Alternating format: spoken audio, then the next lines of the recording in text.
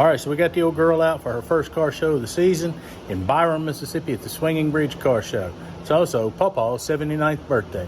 So we thought we'd take him out and let him enjoy some cars this weekend. Y'all come along.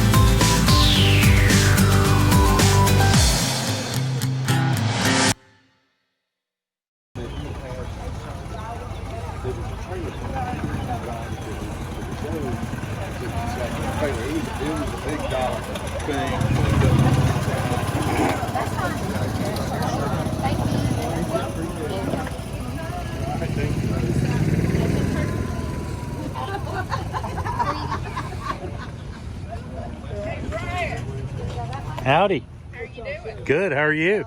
Hang on, we walk to the end here, I'll come get a hug.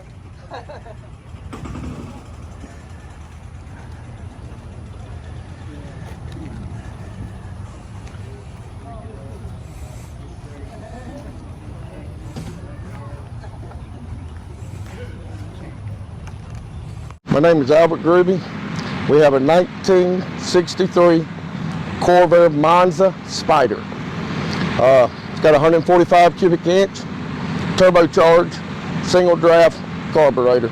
I found this car, electrician buddy of mine found it in a barn, disassembled, and I like Corvairs. I own 3 of them. And my first car to own was the Corvair. My dad bought it for me. Ever since then, I kind of like the car. It's kind of a cult car, what everybody says.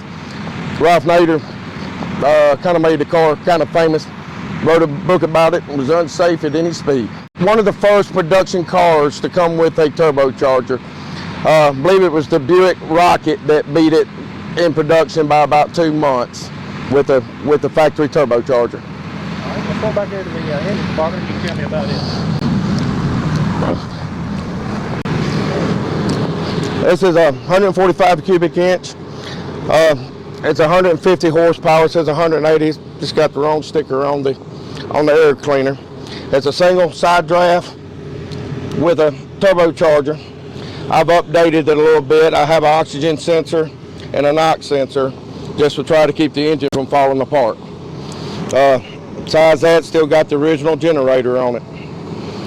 And got a little turbo cooler for the oil up underneath the fender well. To cool the oil down, right? Yes, sir, before it gets to the turbocharger. All right. But besides that, it's pretty much all original. This is the heater for the car, which is a gas-fired turbine type heater. Brings in the air intake from here to burn the gas, goes through the little small exhaust pipe, comes out midway up underneath the car, brings the air from the cowl of the cowl of the front and forces it in, blows it out in the car. All right, well, I appreciate you sharing your car with me. Thank you, sir. Yeah. Well, I painted this car in 3 seconds. Okay. Well, yeah, you got just changes, that's that.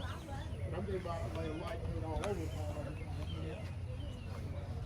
I just can't believe tipping trees had that much to do with it. Like I say, I weighed out my paint. It's like you can't tell a quarter of a cup from a little over a quarter cup, and that's where you get.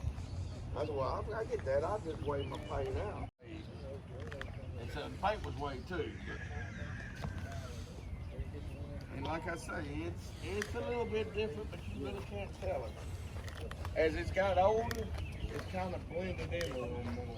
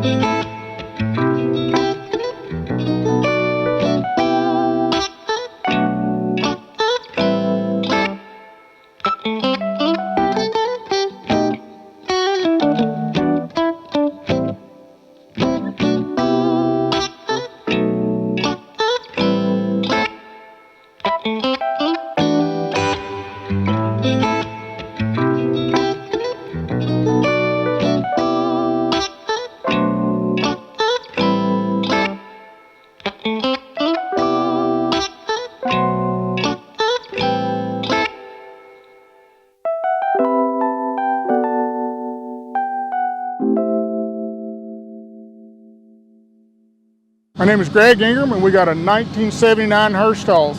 I purchased it when it was brand new in August of 1979 and have owned it ever since then. It's got a little over 72,000 original miles. It's gone through a few things like a motor refresh, rebuild and freshen up. Other than that, the body's all original, paint's still all original, and I just keep it and drive it and enjoy it, and have ever since then. They only made 2,499 of them. So it's really kind of limited. A lot of them got raced and trashed and everything else. I really don't know how many of them are left. Member of the Hurstolds clubs, and they got dibs on everybody that's members, but that's it. It's going to the Hurstolds Nationals in July, so it'll be my first time there. So Tell me what you were telling me about the engine in this, the 350. Oh, okay. In 1979, GM didn't allow anything over a 305 in these cars, but because Oldsmobile, there's a specific rule, they could only make 2,499 of them with this 350 engine in it. So you had to have a Hurstolds to get the 350 engine in originally from the factory. All right, well, I appreciate you sharing the car with me. Well, thank you very much.